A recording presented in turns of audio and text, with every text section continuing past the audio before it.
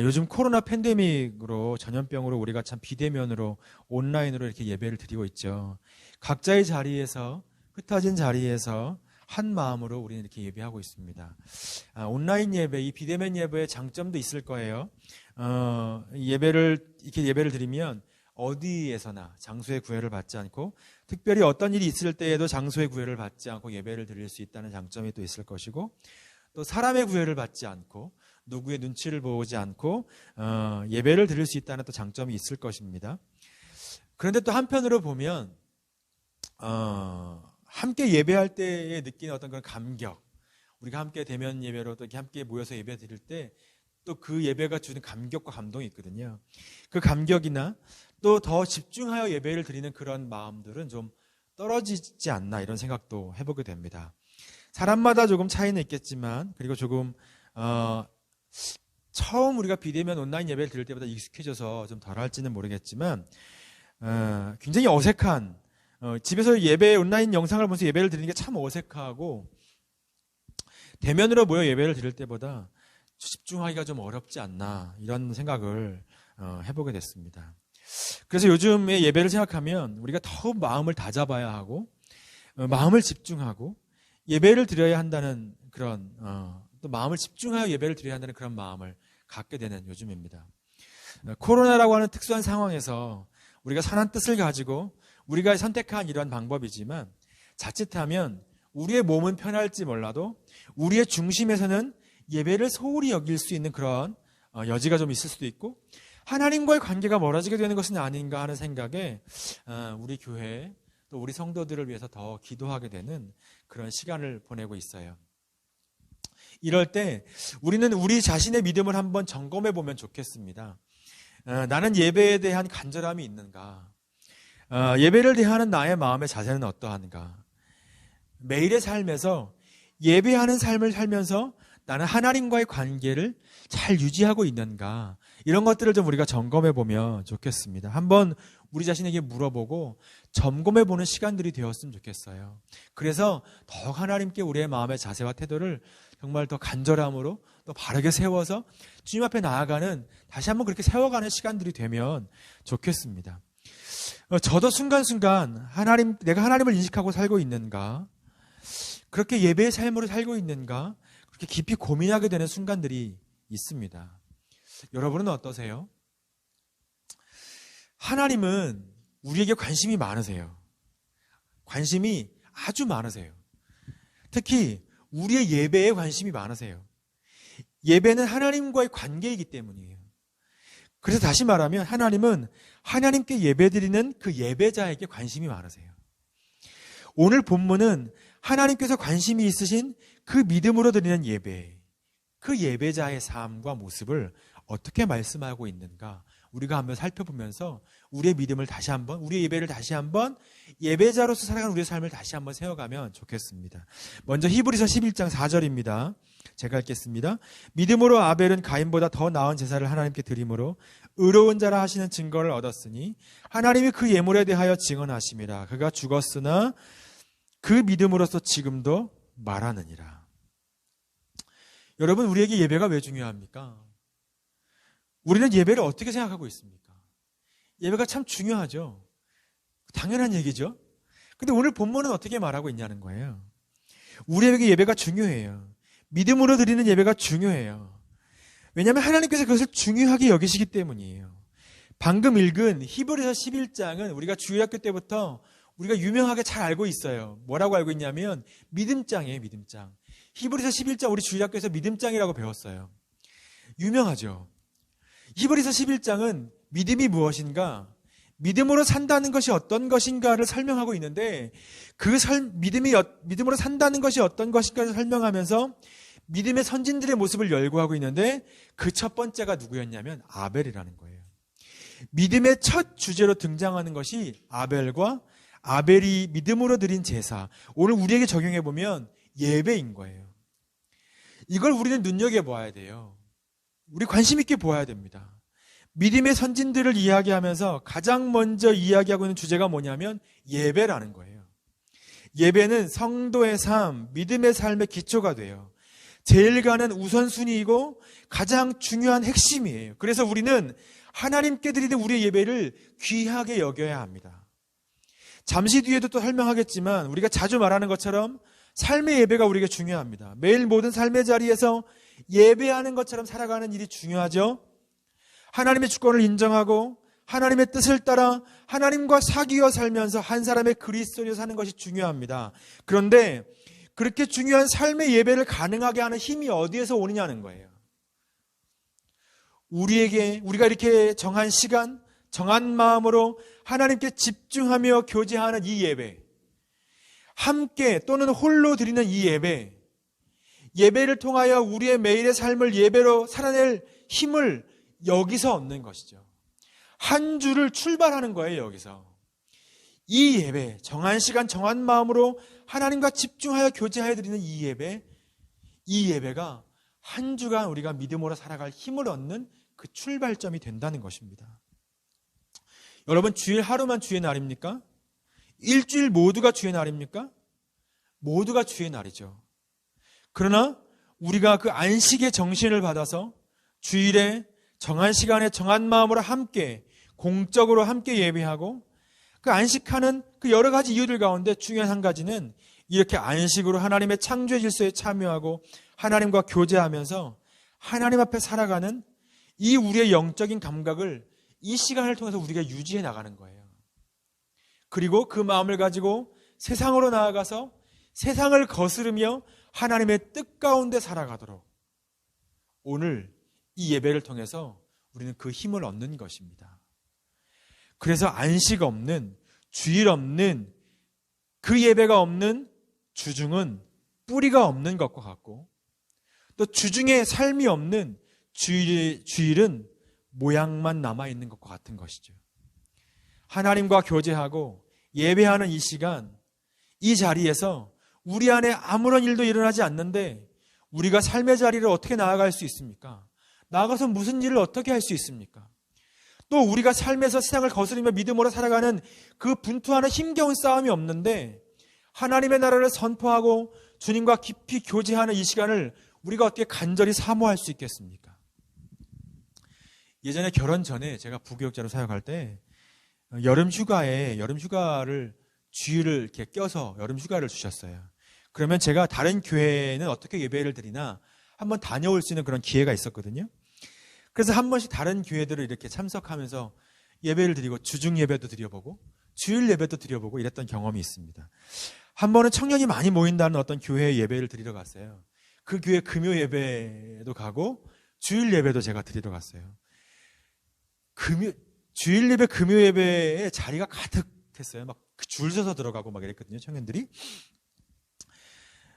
그 예배당이 꽤 컸었는데 가득 차고 막 줄 서서 들어가고 거기를 못 들어가, 그 시간에 못 들어가면 막 다른 데서 이렇게 예배를 드리고 막 이랬던 기억이 제가 나요. 막 로비에서도 이렇게 모니터를 켜놓고 예배를 드리고 이랬던 기억이 나는데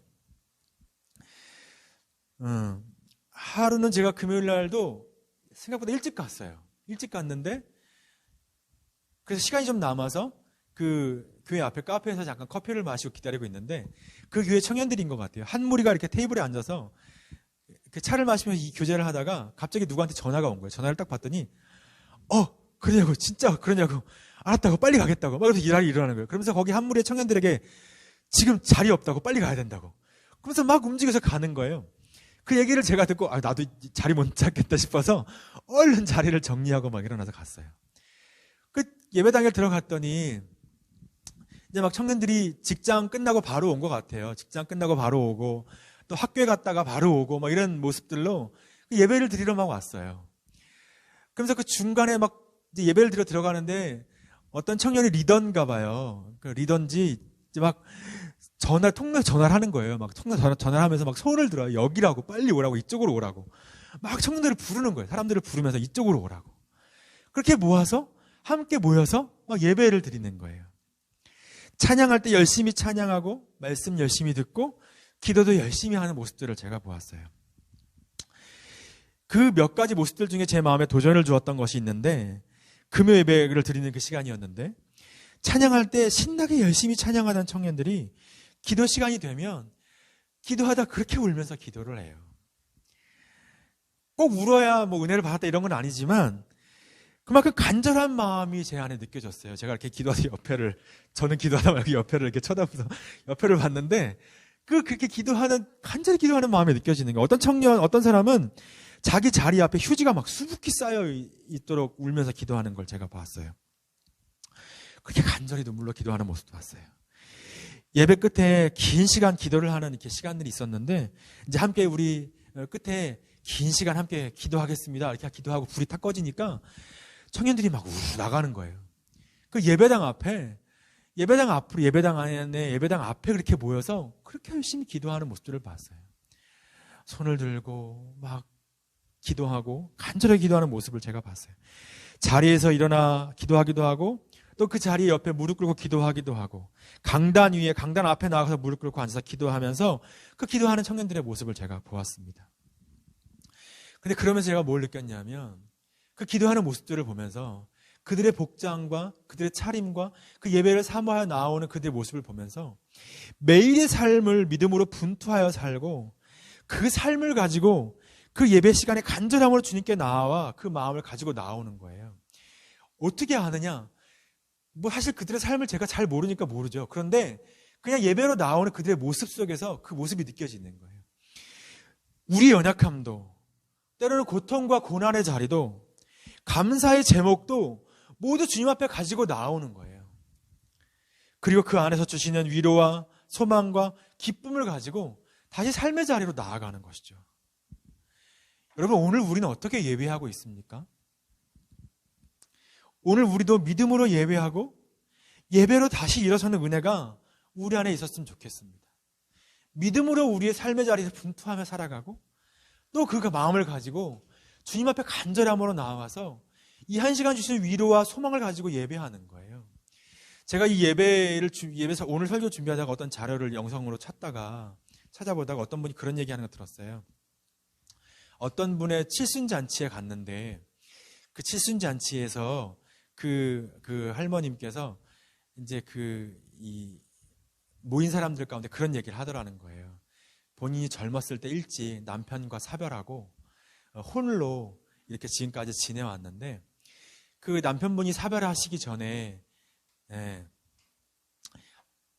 자기 자신의 손을 이렇게 꼭 잡아주셨다는 거예요. 꼭 잡아주신 시간이 있었는데 손을 달라고 1시간 정도를 손을 꼭 잡아주면서 남편과 그 마음을 나누었던 시간들이 있었대요. 근데 지금 돌아보니 그 1시간 남편이 손을 꼭 잡아주었던 그 1시간이 자신이 30년, 40년을 살아온 그 삶을 살게 해주었다는 거예요. 그러면서 예배는 그와 같은 거라 이렇게 얘기를 하시더라고요. 우리가 나와서 함께 예배하는 이 시간 동안 하나님과 교제하면서 깊이 하나님과 교제하는 우리의 인생에 주어진 특별한 하나님의 시간이라는 거예요. 그리고 그 교제하는 그 시간을 통해서 우리에게 주어진 삶을 살아내는 것이죠. 여러분 어떻게 예배하십니까? 그 예배 자리에 어떤 마음으로 나아가십니까? 그 이야기가 지금 참 인상 깊었어요. 우리가 정말로 믿음으로 예배하고 하나님 앞에 집중하여 예배하면서 우리의 예배로 다시 일어서는 은혜가 우리 가운데 있게 되기를 간절히 소망합니다. 각자의 자리에서 드리는 예배지만 이 1시간의 예배를 우리가 마음을 다해 주님 앞에 드리고 주님과 깊이 교제하는 은혜가 우리에게 있게 되기를 간절히 소망합니다. 그러면서 또 오늘 본문은 믿음으로 드리는 예배를 어떻게 말씀하고 있습니까? 하나님은 아벨의 제사는 받으셨고 가인의 제사는 받지 않으셨어요. 그리고 이 사건으로 가인은 동생 아벨을 죽이는 사건이 벌어집니다. 하나님은 왜 가인의 제사는 받지 않으시고 아벨의 제사는 받으셨는가? 그리고 하나님은 오늘 본문을 통해 또 우리에게 무엇을 말씀해 주시기를 원하시는가? 우리 한번 살펴보면 좋겠어요. 왜 하나님은 가인의 제사는 받지 않으시고 아벨의 제사만 받으셨을까요? 제물의 종류 때문일까요? 그것에서 어떤 사람은 이렇게 해석을 내놓습니다. 피 흘린 희생 제사인가 아닌가의 차이 때문이라는 해석이에요. 피에는 생명이 있고 피는 죄를 속죄하기 때문에 하나님은 피 흘림이 없는 가인의 제사는 받지 않으시고 피 흘림이 있는 아벨의 제사는 받으셨다는 거예요. 그러나 이러한 주장은 좀 설득력이 떨어져요. 왜냐하면 이건 농부인 가인에게는 좀 너무 불공평한 거예요. 그렇다고 한다면 그리고 레위기 2장에는 곡식 제물인 소재, 피 흘림이 없는 곡식 제물인 소재도 희생제물인 번제와 함께 이스라엘 제사에서 굉장히 중요하게 여겨지고 있다는 것을 말씀은 우리에게 말씀하고 있기 때문이죠. 그러니까 하나님 보시기에 단지 제물 자체에 대한 차이는 없다는 거예요. 또 하나의 해석은 그럼에도 불구하고 또 다른 의미로 제물 자체의 의미가 있다는 해석인데, 본문 3절, 4절이 그것을 구체적으로 보여주고 있다고 설명합니다. 3절, 4절입니다. 제가 읽겠습니다. 세월이 지난 후에 가인은 땅의 소산으로 제물을 삼아 여호와께 드렸고, 아벨은 자기도 양의 첫 새끼와 그 기름으로 드렸더니 여호와께서 아벨과 그의 제물을 받으셨으나. 가인은 그냥 제물을 가져왔지만 아벨은 양의 첫 새끼와 기름으로 구별하여 드렸다는 거예요. 기름은 하나님께만 드리는 귀한 제물이고, 첫 새끼는 자신의 가장 귀한 소유이면서 자신의 소유 전체를 상징한다는 것이죠. 아벨은 자기의 전부를 담아서 제물로 드렸고, 가인은 제물에 대한 구별 없이, 과정 없이 그냥 제물을 드린 것으로 보고 제물 자체에도 의미를 두어야 한다는 그런 해석이에요. 이런 해석도 좋은 해석입니다. 그러니까 우리가 하나님 앞에 예배를 드릴 때 어떠한 것으로 준비하여 드리는가, 이런 것으로 보면 좋은 해석이긴 하지만, 그러나 뭔가 좀 부족함이 있어요. 보편적으로 가장 많이 이렇게 해석하여 이야기하는데, 하나님께서 받으시는 제사는 제물 자체보다는 제물을 드린 예배자의 내적인 태도와 자세, 그의 삶을 하나님께서 먼저 살피셨다는 거예요. 4절과 5절이에요. 제가 읽겠습니다. 아벨은 자기도 양의 첫 새끼와 그 기름으로 드렸더니 여호와께서 아벨과 그의 제물은 받으셨으나 가인과 그의 제물은 받지 아니하신지라. 가인이 몹시 분하여 안색이 변하니. 하나님께서 아벨과 그의 제물은 받으셨고 가인과 그의 제물은 받지 않으셨다고 기록하고 있습니다. 여기서 제물 앞에 사람을 앞세우고 있어요. 제물의 우선순위가 있는 것이 아니에요. 아벨과 가인, 사람의 내적인 자세와 태도, 그의 삶도 하나님 보시기에 바른 예배자의 삶인가를 하나님이 먼저 보셨다는 것이죠. 하나님은 아벨을 기쁘게 받으신 다음에 그 이유 때문에 아벨의 제사를 받으셨어요. 가인을 기뻐받지 않으시고 그 이유 때문에 가인의 제물도 받지 않으셨어요. 제물 자체의 의미 이전에 우리의 삶을 드려야 좋은 제사, 좋은 예배인 거예요. 하나님의 말씀을 청정하고 하나님과 깊이 관계를 맺으면서 하나님의 말씀을 순종하는 것, 우리의 몸, 우리의 삶을 하나님께서 받으실 만한 거룩한 산 제물로 드리는 그것이 하나님께서 기뻐하시는, 하나님께서 원하시는 예배인 것이죠. 이것이 바른 제사, 바른 예배의 모습인 것입니다. 하나님은 가인의 삶을 받으실 수 없었어요. 그래서 가인의 예배를 받으실 수 없었어요. 7절은 가인의 삶에 문제가 있었다는 것을 보여주죠. 7절입니다. 제가 읽겠습니다. 내가 선을 행하면 어찌 낯을 들지 못하겠느냐. 선을 행하지 아니하면 죄가 문에 엎드려 있느니라. 죄가 너를 원하나 너는 죄를 다스릴지니라. 가인은 선을 행하지 않았어요. 이거는 윤리나 도덕의 문제가 아니에요. 착한 일 했니 안 했니 이런 문제가 아니에요. 율법을 지켰니, 그런 행위를 했니, 그것이 있었니, 이런 이야기가 아니라는 거예요. 이건 방향성의 문제예요. 하나님이 중심에 계시는가? 그리스도가, 그리스도의 말씀이 우리의 중심에 있는가? 하나님과 관계 속에서 그분의 뜻을 따라 사는가, 그렇지 않은가의 문제인 것이죠. 하나님의 뜻을 따라 살면 선하고 그렇지 않으면 악한 거예요. 상황이 같아도 무엇을 중심으로 보면서 사느냐, 이것에 따라서 우리의 반응이 달라지죠. 이 땅이 중심이 되면 원망이 되고 불평이 될 수 있는 것도, 예수님이 중심이 되고 하나님 나라가 중심이 되면 기꺼이 순종할 수 있는 것이 믿음의 삶인 것입니다. 여러분, 인간이 죄인이죠. 그 죄는 자기중심성으로 드러나요. 우리는 자기중심성이라고 하는 끊임없는 그 중심을 자기 쪽으로 끌어오려고 하는 이 싸움을 하고 있어요. 하나님과의 관계에서도 그렇게 하려고 하는 것이 인간의 죄성이죠. 그래서 우리는 우리 중심에 계시지 않으면 죄로 기울어지는 것이 인간의 모습이에요. 가인은 자기중심적인 삶을 살았어요. 하나님께서 가인을 책망하실 때 가인의 반응을 보면 그는 하나님께서 지금 무엇을 말씀하셨는지 알아들었던 것 같아요. 죄가 너를 원하지만 너는 죄를 다스려라. 죄가 하나님을 거스르고 살아가도록 부추기는데 가인은 죄에 휘둘려 살았던 거예요.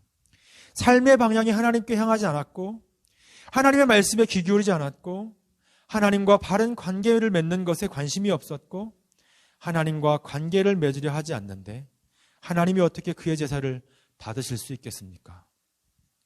엄밀히 말하면 하나님은 제물 자체나 물질이 필요한 분이 아니세요.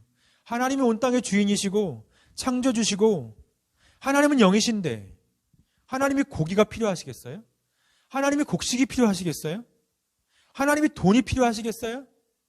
하나님이 집이 필요하시겠어요? 하나님은 예배자를 주목해 보시는 거예요. 우리도 하나님께서 받으실 만한 예배와 삶으로 나아가게 되기를 간절히 소망합니다. 우리의 중심에 그리스도가 계시고 우리의 예배와 삶의 방향이 하나님께로 향하는 그런 우리 모두가 되기를 간절히 소망합니다. 예배 시간이 되었다고 그냥 모니터 앞에 앉아 있는 것이 아니고 예배 시간이 되었다고 그냥 예배당에 나오는 것, 물론 그것도 참 귀하지만 그냥 앉아 있는 것으로 그치지 않고 마음을 다해 예배하고 한 주간의 삶도 하나님과 함께 예배하는 그 예배자의 삶으로 나아가는 우리 모두가 되기를 간절히 소망합니다. 여러분, 이렇게 믿음으로 예배를 드리는 것이 결국 우리에게 어떤 가치가 있습니까? 다시 한번 히브리서 11장 4절을 한번 보겠습니다. 제가 읽겠습니다. 믿음으로 아벨은 가인보다 더 나은 제사를 하나님께 드림으로 의로운 자라 하시는 증거를 얻었으니 하나님이 그 예물에 대하여 증언하심이라. 그가 죽었으나 그 믿음으로써 지금도 말하느니라. 그가 죽었으나 그 믿음으로써 지금도 말하고 있대요. 가인이 아벨을 죽였어요. 이 말씀대로라고 하면 하나님께 바른 예배를 드리고 삶의 중심에 예배를 두었는데 세상의 방식으로 보면 어쩌면 조금은 도태된 것처럼 보일 수도 있고 실패하는 것 같은 모습을 보일 수도 있어요. 그런데 히브리서는 뭐라고 말씀하고 있냐면 그가 죽었으나 믿음으로써 지금도 말한다고 선언해요. 지금 여기가 마지막이 아니라는 거예요. 아벨이 죽었지만 지금도 여전히 우리에게 메시지를 주고 있다는 거예요. 하나님께서 그의 예물을 인정하셨고 하나님이 그에 대하여 그의 삶에 대하여 증언하시고 하나님께서 그의 편 들어주고 계신다는 것이죠. 가인은 아벨을 죽인 후부터 누군가 자기를 죽일지 모른다는 두려움으로 살아갔어요. 그래서 그 두려움 때문에 이곳저곳을 방황하다가 마침내 정착한 곳에 성을 쌓고 그 두려움으로 살았어요. 그곳에서 장수하며 살았겠죠. 그런데 그의 이름이 사라져버렸어요. 아니, 오히려 성경 곳곳에 뭐라고 말씀하냐면 죄의 길의 대명사로 가인의 길을 얘기하고 있다는 거예요. 요한일서 3장 12절 제가 읽겠습니다. 가인같이 하지 말라. 그는 악한 자에게 속하여 그 아우를 죽였으니 어떤 이유로 죽였느냐? 그 자기의 행위는 악하고 그의 아우의 행위는 의로움이라. 우리는 어떤 길에 서 있기를 원하십니까? 방황하고 불안하며 나를 보호해줄 성을 쌓고 살아가는 삶입니까? 아니면 그저 예배 하나 잘 드린 것 같지만 지금도 살아서 우리 가운데 말하고 있는 아벨과 같이 무언가 차원이 다른 하나님이 기억하고 인정하시는 삶입니까? 빛은 결국 드러나게 되어 있습니다. 산 위의 마을이 그 빛을 숨기지 못합니다. 주님은 그리스도인들에게 빛이 되라고 말씀하시는데 하나님께서 주목하시는 예배자, 예배의 삶을 통해서 그 빛이 드러나게 되는 것이죠. 지금 우리는 그렇지 않지만 이렇게 대면 예배를 드릴 때, 특히 전에 제가 청소년부 예배를 이렇게 인도할 때, 청소년부 담당 교역자를 인도할 때 아이들의 예배를 보면 참 재밌는 모습들이 보여요. 아침 일찍 부모님께 억지로 끌려 나와서 아침 일찍에 막 일어나자마자 그냥 막 나온 거예요. 그런 모습으로 나온 아이들도 있고, 어떤 아이는 예배를 가야 용돈을 받는데요. 그래서 예배를 나온 아이도 있어요. 어떤 아이는 집에서 공부를 너무 열심히 시키는 거죠. 엄마 아빠가. 그러니까 주중에 너무 피곤해 쩔어 있는 거예요. 그러니까 예배를 나오면 예배가 시작되자마자 엎드려서 자는 아이도 있어요. 그때 아이들에게 마음과 자세를 갖춰 예배를 드리자는 이야기를 얼마나 열심히 했는지 몰라요. 청소년부 예배는 함께 세워가는 것이고 전도사님만 하는 것이 아니라, 선생님만 기도하고 준비하는 것이 아니라 각자의 예배를 위해서 함께 기도하고 함께 세워가는 것이라고 정말 열심히 얘기했어요. 오늘 우리 예배도 마찬가지죠. 각자의 자리에서 드리는 예배이지만 우리의 예배를 위해서 우리가 함께 기도하고 함께 준비하고 함께 참여하는 것입니다. 좋은 예배자가 좋은 예배를 만듭니다. 우리의 예배는 함께 세워가는 것이죠. 청소년부 예배 아이들 보면 막 그렇게 예배 드렸어요. 헌금 시간에도. 헌금 시간에 저희가 수전 이렇게, 헌금위원회 수전 이렇게 돌렸거든요. 그러면 꼭 이렇게 앞에서 노래하고 있으면 노래할 때 돈 걷으러 다니는 것처럼 이렇게 다니고 그랬어요. 함께 예배를 세워가는 거, 마음과 자세와 태도를 바르게 하여 함께 예배를 드리는 거라고 얼마나 예배하면 나아간지 몰라요. 여러분, 우리가 함께 준비하고 또 주일 예배로 나올 때 준비하고 기도하는 마음으로 나오는 거예요. 중심의 예배를 함께 예배하는 것이죠. 작은 것부터 시작하는 거예요. 그렇게 예배를 통해서 우리가 다시 한번 일어서는 삶이 되기를 간절히 소망합니다. 하나님께서 기뻐하시는 예배를 드리는 우리 모두가 되면 좋겠습니다. 하나님께서 기뻐하시는 예배자가 되기를 소망하는 우리가 모두가 되었으면 좋겠습니다. 주님이 우리를 기억하실 것입니다. 우리의 삶이 주님 안에서 복된 삶이 될 것입니다. 세상을 능히 이기고 세상이 감당하지 못하는 사람으로 살게 될 것입니다. 그렇게 우리가 예배할 때, 예배자로 살아갈 때 그러한 놀라운 은혜들을 경험하게 될 것입니다. 여러분, 진리는 요란하지 않습니다. 그러나 진리는 분명합니다. 우리도 믿음으로 드리는 예배를 통해 주님과 깊이 교제하고 예배자의 삶을 통해 우리 존재의 울림이 나타나고 빛으로 드러나는 그러한 오늘, 그리고 우리 매일의 삶이 되는 그런 것을 삶을 살아가는, 그러한 우리 삶을 살아가는 우리 모두가 되기를 간절히 소망합니다.